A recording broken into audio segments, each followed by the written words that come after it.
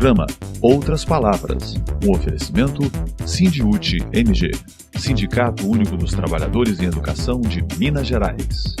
Olá, acompanhe agora conosco. A CUT sai em defesa dos direitos da classe trabalhadora. Cenário da Revolução Russa, 100 anos que abalaram o mundo. Veja o que pensam os auxiliares de serviço da educação básica. As principais lutas dos trabalhadores em Minas.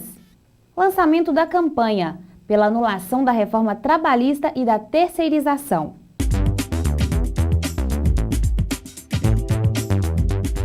Educação em debate.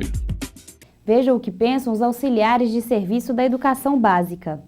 O encontro de auxiliares de serviços da educação básica realizado pelo Sindiúti dias 18 e 19 de agosto último trouxe para os debates a questão da organização desse setor por local de trabalho. E durante as discussões em grupo, muito se falou sobre as dificuldades encontradas no interior das escolas, tais como assédio moral, sobrecarga de trabalho, falta de pessoal, estresse, falta de diálogo e desunião. Meu nome é Sandro Labanca, diretor estadual. Nós estamos aqui reunidos hoje para o levantamento de situações que os agentes de serviços passam nas escolas. Quais são os principais que estão sendo debatidos aqui? O assédio moral, que é feito dentro das escolas. Hoje mesmo teve uma pessoa que, ao desabafar o assédio, a pressão dela subiu para 17, ficou horas passando mal, quase que teve que ser levada ao hospital. A falta de estrutura das escolas, a sobrecarga de trabalho que elas têm, o aumento de além da sobrecarga, elas chegam nas escolas e ainda surgem outras funções, outros trabalhos que elas são destinadas a fazer, que não estavam na função delas fazer. Então, a cada dia, devido ao pequeno número de trabalhadoras lá, que foi reduzido com o tempo, esse número de trabalhadoras no estado, ele foi reduzido mais que a metade.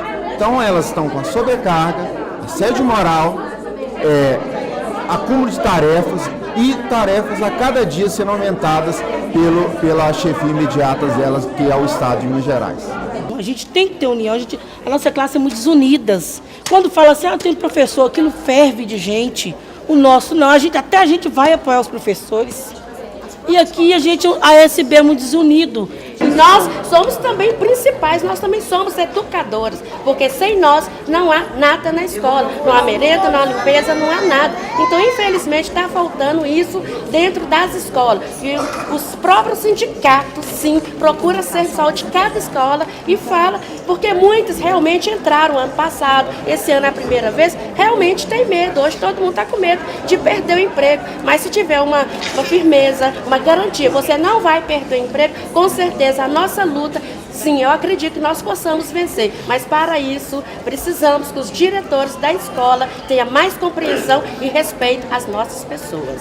Há muita vontade de manifestar, de se expressar, e a gente vê também que as pessoas têm sido pouco ouvidas, principalmente no ambiente escolar. E isso é grave. E até que ponto nós estamos ouvindo o companheiro também? Nós não trouxemos uma companheira surda, porque ela sofreu um bullying. O que ela faria aqui se ela é surda? Ela se recusou a vir.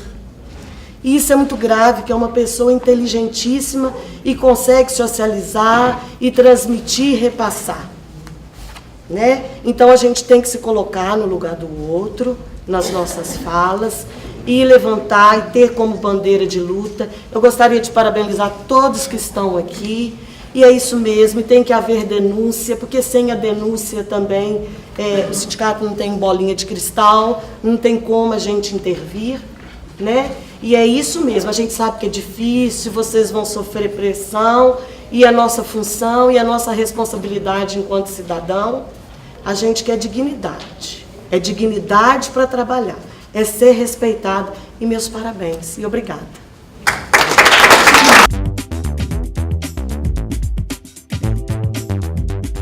Atualidade. Cenário da Revolução Russa, 100 anos que abalaram o mundo. de 3 a 6 de outubro próximo, acontecendo em São Paulo, um seminário 100 anos que abalaram o mundo, contando aí a história, o centenário da Revolução Russa. O professor Oswaldo Cordiola é o coordenador desse seminário e ele que está conosco nesse especial que estamos fazendo sobre a Revolução Russa no programa Outras Palavras. Professor, 100 anos que abalaram o mundo. Que história dessa revolução a gente precisa recontar para as pessoas hoje em dia? Bom, muitas histórias, porque a Revolução Russa foi um evento complexo e múltiplo. Os 100 anos é apenas uma data simbólica, certo? Os centenários são sempre favoráveis para as lembranças de eventos históricos, mas não de uma era histórica superada. Porque a Revolução Russa, para todos os seus contemporâneos, inaugurou a era da revolução das classes trabalhadoras no mundo inteiro. Até a Revolução Russa, as revoluções tinham sido revoluções dinásticas, revoluções nacionais, quer dizer, as mudanças de governo, de regime político, etc., não tinha tido como protagonistas centrais, nem como beneficiários centrais, as classes produtoras, as classes trabalhadoras. Para seus contemporâneos e para nós também hoje, certo? O que a Revolução significa, a Revolução de 1917, é o início de uma era histórica que põe no seu centro a classe trabalhadora, isto é, a classe operária e as classes trabalhadoras em geral. A ideia de classe operária se restringe, né, para a maioria das pessoas ao operário de fábrica, mas não é esta a ideia. A ideia é das classes trabalhadoras em seu conjunto, todos aqueles que vivem do seu próprio trabalho, certo? Então, isso é o aspecto básico. Logicamente, como uma revolução que muda por completo a classe central na sua execução, ela teria de ser, e foi de fato, enquanto teve vigência imediata, enquanto teve vigência política, uma revolução muito diferente daquelas do passado. A única que se poderia comparar a Revolução Russa pela sua audácia e pela sua abrangência, embora a sua abrangência fosse menor, foi a Revolução Francesa de 1789. A Revolução Francesa de 1789 também buscou mexer com todos os aspectos da vida social, política, econômica, cultural, ideológica e até privada, certo? E teve uma abrangência mundial.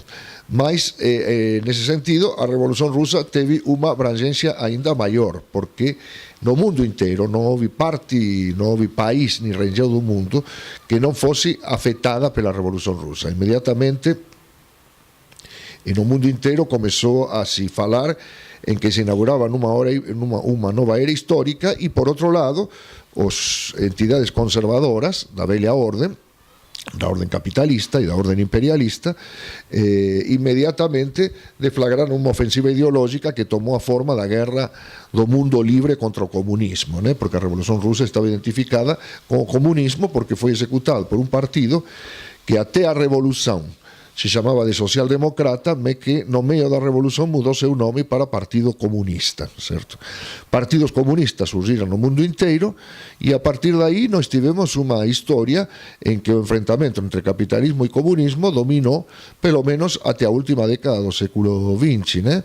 Nós tivemos aqui no Brasil um golpe de Estado, certo, em 1964, que foi um golpe de Estado feito basicamente contra a suposta perspectiva de que o país se transformasse em um país comunista, que o Brasil fosse dominado pelo Partido Comunista Brasileiro, e foi, por outro lado, o motivo do surgimento de movimentos extremamente reacionários, certo, que marcaram e que conseguiram pôr o mundo diante de uma nova guerra mundial, da Segunda Guerra Mundial, como foi o caso do fascismo italiano e principalmente do nazismo alemão, que se concebia sobretudo como uma máquina de guerra contra o bolchevismo, ou seja, contra o comunismo originado na Revolução Russa. Então, e contra o comunismo foram utilizados argumentos, o famoso argumento de que os comunistas pretendiam criar o amor livre como uma espécie de suruba generalizada, o comunista comedor de criancinhas e coisas desse tipo, que eram logicamente lendas ou calúnias, mas que tinham um fundo que era real, non que os comunistas pretendesen criar unha especie de suruba geral ou de que comesen crianciñas, iso era obviamente unha calumnia absoluta, mas que o comunismo pretendía alterar todas as esferas da vida social, certo? E inclusive introducir mudanzas que necesariamente irían a afectar a vida persoal. Por eso, e dese sentido, a Revolución Rusa foi precursora do mundo en que vivemos. Moitas medidas que só vieran a ser adoptadas no mundo capitalista décadas máis tarde foran implantadas pela primeira vez pela Revolución Rusa. Vou enumerar só algunhas. Ferias pagas para os traballadores. Férias pagas. Ferias pagas para os traballadores. Cobertura social universal, principalmente cobertura previdenciaria universal. Liberación das mulleres e, portanto, direito de voto e direitos políticos para as mulleres. Libertación das mulleres das tarefas domésticas como dupla jornada de traballo, ou seja, as tarefas habitualmente executadas pelas mulleres depois do horario de traballo pasaban a ser executadas industrialmente, limpeza das casas, cuidado das crianzas, etc. Daí a lenda de que os comunistas pretendían tirar as crianzas das familias, o que non era verdade. O que os comunistas facían é que houvese un sistema generalizado de creches que liberase os casais e as mulleres principalmente do cuidado das crianzas durante o horario de traballo, só iso, certo? E que non segurase as mulleres en unha especie de clausura, certo? En donde de casa ao traballo, ou seja, do traballo fora de casa, como en cualquier traballo que executasen, e depois en casa, preparando a comida para o marido, cuidando das crianzas e non facendo máis nada na vida. As mulleres tiñan que ter o mesmo tempo libre que os homens tiñan para se dedicar á vida política, sindical, cultural, artística, etc., etc. Até a Revolución Rusa, iso tiña sido un privilegio de poquísimas mulleres na historia. Por iso non temos, antes da Revolución Rusa, son contadísimas, certo, as experiencias de mulleres de grande destaque no mundo da música, no mundo das letras. Prácticamente non tínhamos escritoras mulleres, tínhamos moito poucas, ou compositoras de música clásica. Você non ten nenhuma muller entre os compositores de música clásica históricos, certo? Isto non porque as mulleres non posuísen talento para a música ou para a literatura, demostraran que sí, certo? Senón que non posuían a posibilidade de se dedicar a ese tipo de coisas, e só algunhas poucas mulleres da alta burguesía ou da nobreza eventualmente podían ser se dedicar ás artes ou ás letras, certo? E inclusive alguma delas, unha célebre, George Sand, unha francesa que non se chamaba George Sand, era un codinome que ela tiña porque ela se vestía como homen, porque o mundo das letras era un mundo de homens e ela, para se sentir mellor no mundo de homens, certo, se vestía como un homen. Bom, falei de libertación das mulleres. Foi o primeiro país do planeta que descriminalizou a homosexualidade. A homosexualidade foi declarada non criminal desde 1918 na Rusia soviética. O primeiro país que aprobou o direito ao aborto. En fin, toda unha serie de direitos que mexeran con a vida cotidiana e con a mentalidade das persoas, certo? Foram implantados pela primeira vez na história na Revolução. Podemos dizer, então, que foi a Rússia a precursora de tudo, assim, em termos de direitos, talvez, que a gente tenha conquistado e que a gente possa celebrar hoje em dia. Partiu dali esse movimento que acabou também hoje fazendo com que nós, mulheres, trabalhadores, tenhamos garantias e direitos. Sim, não se pode dizer que a Revolução Russa foi a primeira que tentou implantar esses direitos. Foi a primeira que os implantou de fato, pelo menos durante um tempo, né? Por exemplo, o direito ao aborto ou ao ensino superior gratuito e universal para todos foi implantado pela Revolución Rusa. Mas na década de 30, o regime stalinista, o dominio de Stalin sobre a Unión Soviética, casou esses direitos, certo? Houve un retroceso, porque unha revolución non é un ato que acontece un bon día e de repente todo o mundo fica feliz e contente. Moito pelo contrario, ela acontecer nunha Rusia cercada por potencias capitalistas, con unha contrarrevolución interna moito violenta, e iso obrigou a, digamos así, levou a que a revolución coñecese avanzos e retrocesos, e finalmente unha situación que en 1991 terminou pela disolución da Unión Soviética, certo? Então, portanto, foi unha experiencia de 75 anos como experiencia estatal, mas a era histórica non debe ser, que inaugurou a Revolución Rusa, non debe ser confundida con a era histórica da vigencia da Unión Soviética en como país, certo, como entidade política. Ela é moito máis ampla. Eses direitos, por exemplo, a Comuna de París tentou implantá-los também, muitos desses direitos, não todos, mas alguns deles, certo? A Comuna de Paris de 1871, mas a Comuna durou 2 meses.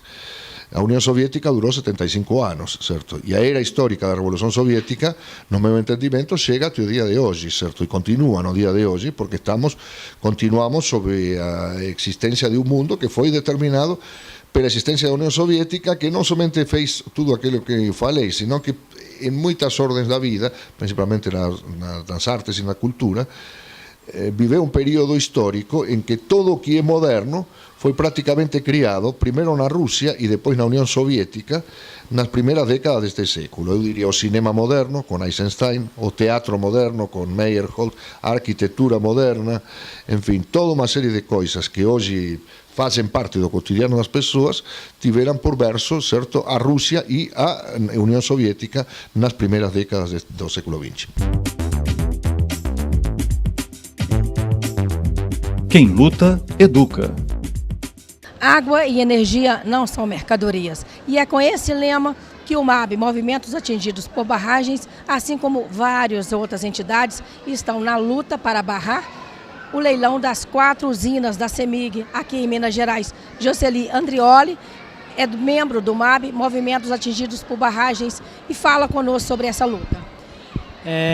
A proposta do governo golpista Temer de privatização das usinas significa que estão pretendendo cobrar do povo o que já foi pago nas contas de luz. Essas 4 hidrelétricas foram totalmente amortizadas através das contas de luz da população e agora o Temer quer vendê-las para tirar esse dinheiro na conta de luz da população. Significa que se a outorga ser dada por 11 bilhões, que é a proposta do governo Temer, as empresas privadas donas das hidrelétricas vão retirar 42 bilhões. É como se pegasse um dinheiro e aplicasse na poupança com juro de 8% ao ano. Além disso, tem a lucratividade das hidrelétricas, que significa nada mais, nada menos que mais em torno de 10 bilhões em 30 anos. E mais que isso, o fato de privatizar significa que a CEMIG vai ficar sem boa parte do seu potencial de geração de energia. Vai ficar descontratado os consumidores que compram energia da CEMIG. E a CEMIG vai comprar energia, então, no mercado de curto prazo, onde há especulação financeira do setor elétrico. Vai pagar caríssimo a luz e a energia e vai transferir isso para a conta de luz.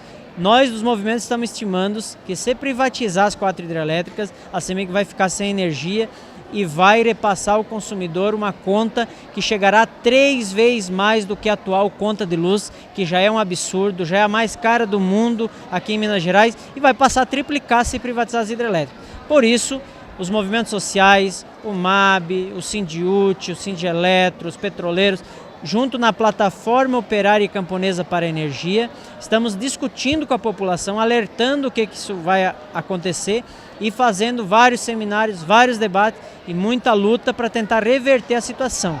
Nossa proposta é que a gente não pague por aquilo que já pagou e que as hidrelétricas sirvam agora para reduzir a tarifa de energia e formar um fundo estadual para a saúde, recursos para a saúde, educação, direito dos trabalhadores. Então essa é a pauta, essa é a luta.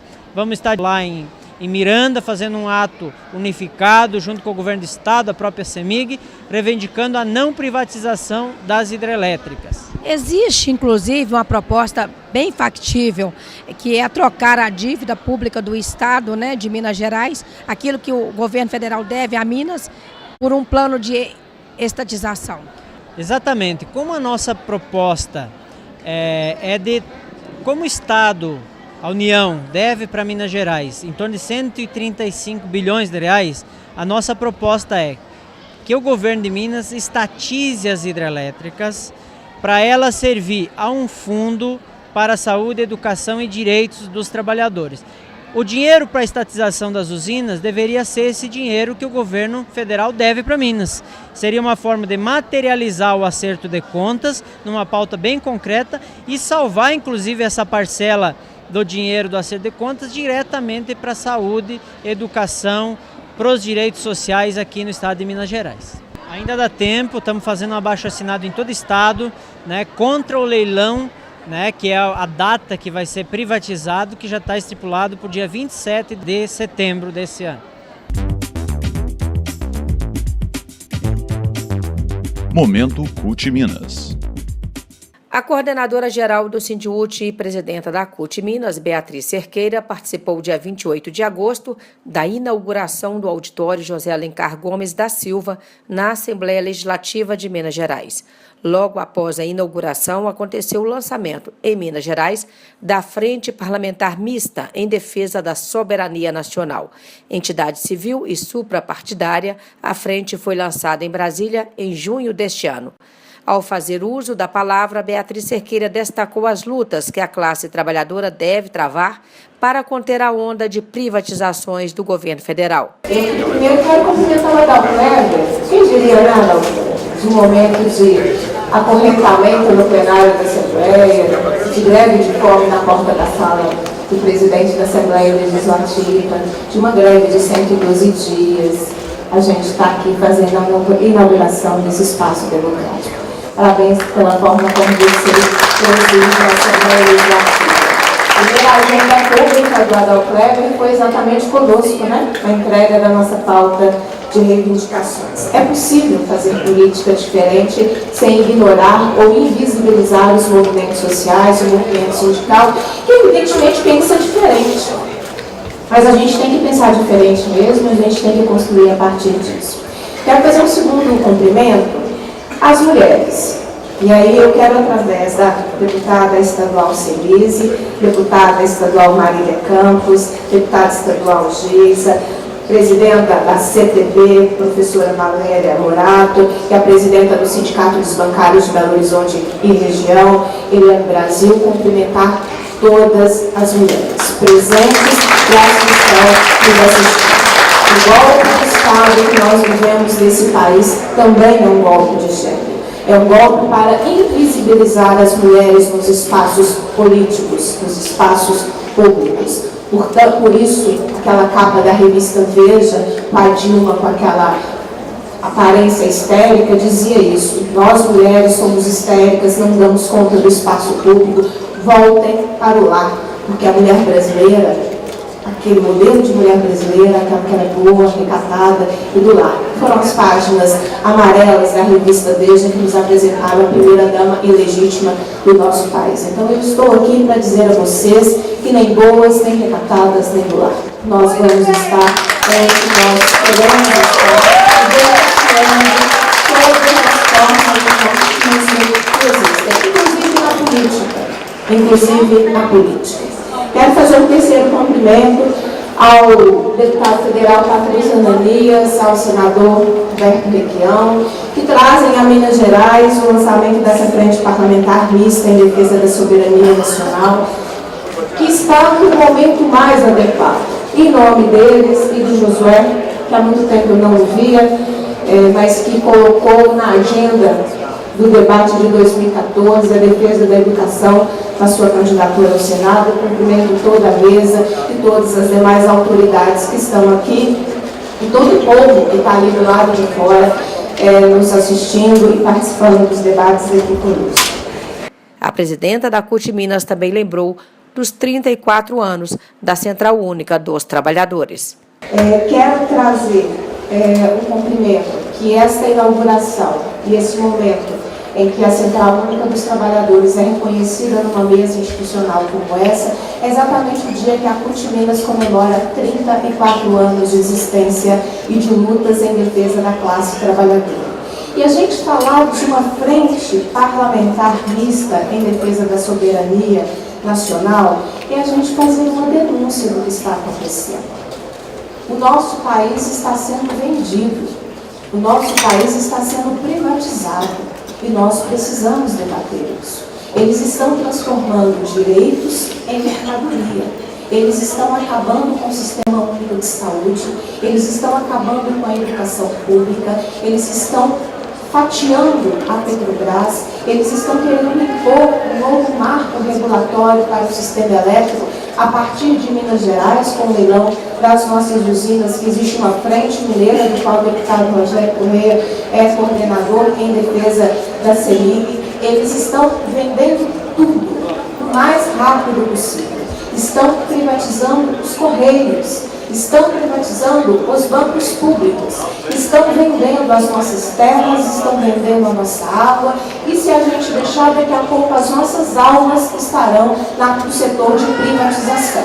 Então é fundamental que esse debate seja feito. Não adianta a gente falar de uma frente parlamentar mista em defesa da soberania sem que a gente perca a soberania, porque é isso que a gente está perdendo, gente, enquanto a gente está aqui. Nós estamos perdendo a soberania ao vender todo o nosso patrimônio. Os chineses estão vindo aqui comprar as nossas usinas. Vai na China, Dalclébio, comprar alguma coisa da China, ver se a China vende alguma coisa que é estratégica para qualquer outro país, vai lá nos Estados Unidos tentar comprar alguma coisa que diz respeito à soberania norte-americana, para ver se eles deixam a gente comprar alguma coisa lá. Mas aqui, diante deste governo legítimo, está se vendendo tudo. Então, parabéns à iniciativa, não vou me delongar, porque eu acho que existe uma grande expectativa, senador Requião, de ouvi-lo. É um prazer, quero dizer ao senhor que eu me sinto muito representada em senadores como o senhor,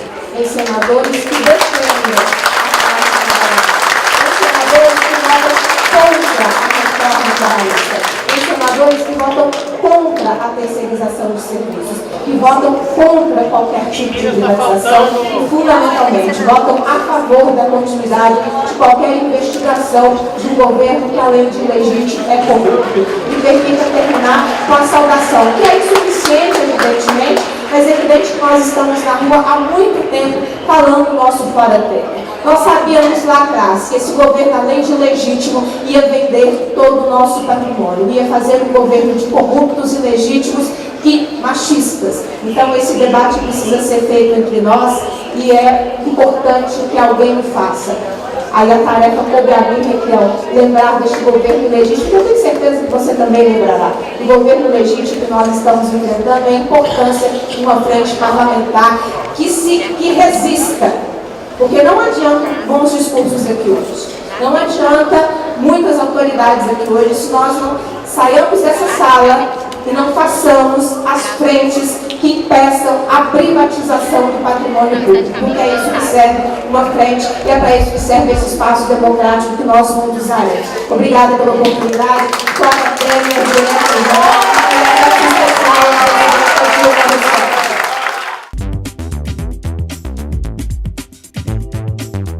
Momento CUT Minas. Lançamento da campanha pela anulação da reforma trabalhista e da terceirização. A Central Única dos Trabalhadores de Minas Gerais, CUT-MG, e as entidades sindicais que representam servidoras e servidores públicos municipais, estaduais e federais lançaram dia 28 de agosto a campanha em defesa dos serviços e dos servidores públicos e contra as privatizações. Uma campanha em defesa dos serviços públicos e contra as privatizações. A situação é assustadora. O governo Temer quer privatizar tudo o mais rápido possível. Quem vai pagar essa conta é a população. Vai pagar na sua conta de energia, vai pagar com a diminuição do atendimento dos bancos públicos, vai pagar com a Petrobras, que vai diminuir cada vez mais o atendimento à população, os Correios, que diminuem cada vez mais as suas agências e seu atendimento, os serviços federais, que diminuem cada vez mais o atendimento à sua população, as instituições federais de ensino, que correm o risco de fecharem e deixarem de atender à população. E é por isso que a CUT Minas lança essa campanha em defesa dos serviços públicos e contra as privatizações. Então a ideia é que nós possamos fazer uma atividade em rede para impedir as privatizações, para a defesa dos serviços públicos e dos seus servidores, e que a população compreenda que quando algo é privatizado não vai ficar melhor, vai piorar e ela vai pagar uma conta cada vez mais alta. Obrigada pela sua companhia. Até a próxima semana.